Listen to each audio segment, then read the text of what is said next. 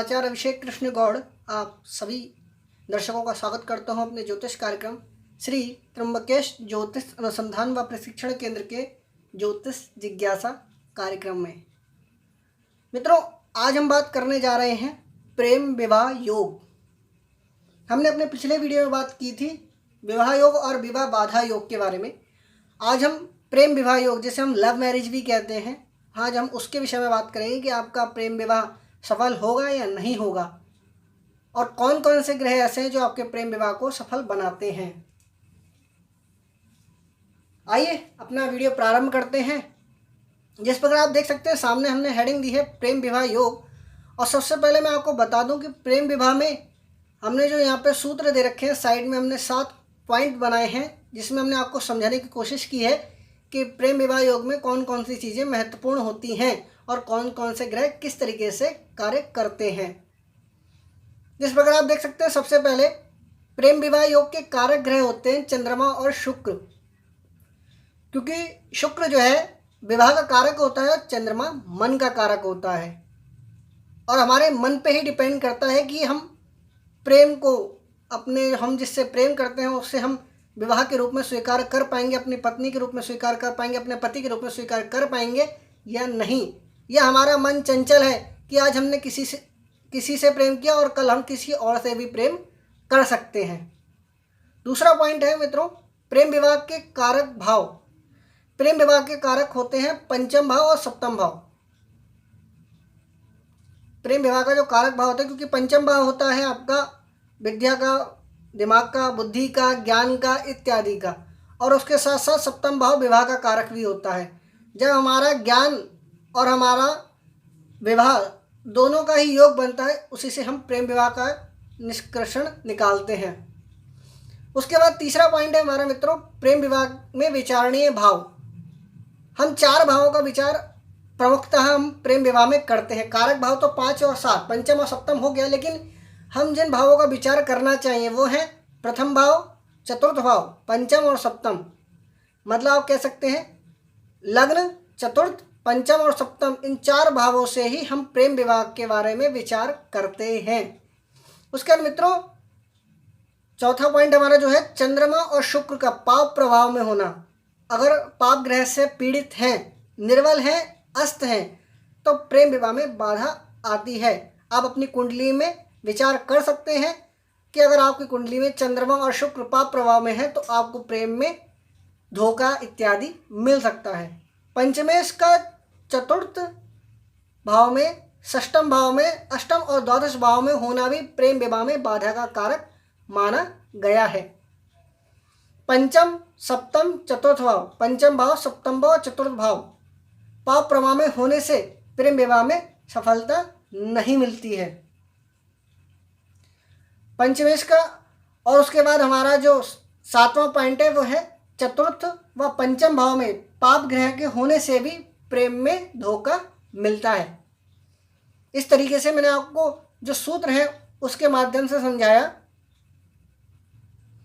और मित्रों जिस प्रकार आप देख सकते हैं हमने इसमें पंचमेश का विचार आपको बताया। पंचम हमारा जो 5वां सूत्र है उसमें हमने बताया है पंचमेश का चतुर्थ भाव, छठे भाव, अष्टम और 12वें भाव में होना भी प्रेम विवाह में बाधा का कारक माना गया है। मित्रों हमने आपको एक कुंडली यहाँ पे दी है, वृष लग्न की ये कुंडली है। ये एक लव मैरिज आप कह सकते हैं। इनका जिस व्यक्ति की ये कुंडली है, इनका जो प्रेम विवाह है वो सफल हुआ है। आइए हम इस कुंडली के माध्यम से मैं आपको समझाना चाहूँगा। सबसे पहले हम सूत्रों को इस कुंडली पे हम देखेंगे आधार बना करके। जिस प्रकार आप देख सकते हैं प्रेम विवाह के जो कारक ग्रह हैं चंद्रमा और शुक्र। यहाँ पे शुक्र जो है मित्रों सप्तम भाव में बैठा है वृश्चिक राशि में, और उसी के साथ चंद्रमा जो है तृतीय भाव में स्वराशि में होकर के बैठा है। दूसरी चीज़, क्योंकि सप्तम भाव जो है आपका विवाह का कारक भाव माना गया है, सप्तम भाव जहाँ पे शुक्र बैठा है, और सप्तम भाव में शुक्र क्योंकि कारक भाव में ही अपने कारक भाव में शुक्र बैठा है तो ये शुभ माना जाता है।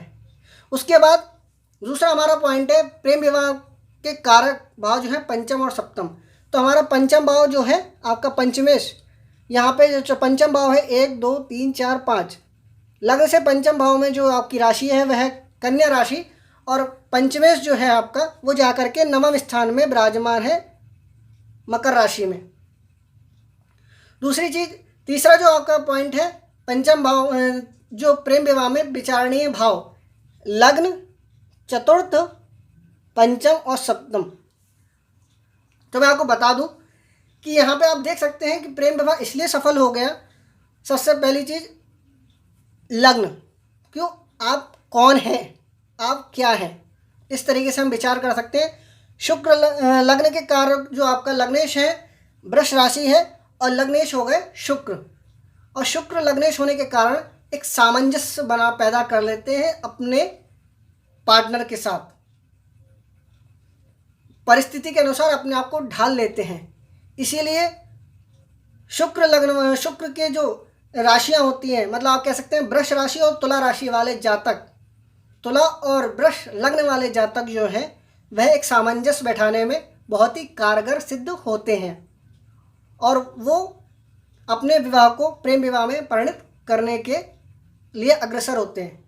अब उसके साथ साथ मैं आपको बता सकता हूँ दूसरी चीज़ यहाँ पे, क्योंकि शुक्र जो है वह लग्न पे दृष्टि दे रहा है, सप्तम दृष्टि से शुक्र अपने ही घर को, लग्न को देख रहा है। लग्नेश जो है सप्तम स्थान पे विराजमान है विवाह के कारक ग्रह पे, कारक स्थान भाव पे। उसके साथ साथ मित्रों चतुर्थेश, क्योंकि हमने बताया आपको 1, 4, 5 और 7 इन 4 भावों का तो हमें विचार करना ही करना है। तो आप देख सकते हैं यहाँ पे लग्न पे जो है आपकी शुक्र पे, लग्न पे किसी भी ग्रह की ऐसी पाप ग्रह की दृष्टि नहीं पड़ रही है, लग्न जो है वह पाप से पीड़ित नहीं है। दूसरी चीज़ मैं आपको बताऊं, अब इसमें हम देखेंगे चतुर्थ भाव। मित्रों चतुर्थ भाव जो है आपका सिंह राशि है और चतुर्थेश जाकर के अष्टम स्थान में बैठे हैं धनु राशि में, अष्टम स्थान में बैठे हैं धनु राशि में। उसके साथ साथ 1, 2, 3, 4, 5 किसी भी ग्रह की ऐसी कोई दृष्टि नहीं पड़ रही है, परंतु केतु की पंचम दृष्टि यहाँ पे पीड़ित कर रही चतुर्थ भाव को। लेकिन केतु जो है निर्बल स्थिति में बैठे हैं, क्योंकि अंश बल केतु के पास उस समय पूर्णता नहीं है और सूर्य के पास अंश बल अधिक है। उसके साथ साथ चतुर्थेश के साथ हम देखेंगे पंचम स्थान को। पंचम में बुध जाकर के, मैंने आपको बताया था कि पंचमेश, यदि पंचमेश छठे, 8वें, 12वें और चौथे स्थान में जाके बैठता है तो प्रेम विवाह नहीं होता है। और यदि पंचमेश सप्तम, नवम, द्वादश और तृतीय स्थान में और लग्न में जाकर के अगर बैठ जाता है तो प्रायः प्रेम विवाह सफल माना गया है और प्रेम विवाह सफल हो जाता है। उसी के साथ साथ सप्तम स्थान को आप देख सकते हैं, मंगल जाकर के सप्तमेश है, सप्तमेश मंगल जाकर के मंगली होकर के शनि और केतु के साथ पीड़ित है, परंतु मंगल के पास अंश बल ज़्यादा होने के कारण यहाँ पे प्रेम विवाह सिद्ध हो गया। लेकिन जो आप देख सकते हैं, अगर मैंने आपको बताया है यहाँ पे जैसे कि चतुर्थ स्थान में अगर कोई भी पाप ग्रह बैठा है, मान लीजिए राहु शनि इत्यादि की दृष्टि या राहु शनि इत्यादि का संबंध चतुर्थ स्थान से होता है तो व्यक्ति का प्रेम विवाह में धोखा मिलता है, मतलब उसे प्रेम में धोखा मिलता है। यदि सूर्य की दृष्टि या सूर्य चतुर्थ से पंचम से संबंध बनाते हैं या पंचम पर दृष्टि देते हैं तो आपका प्रेम विवाह नहीं हो पाता है।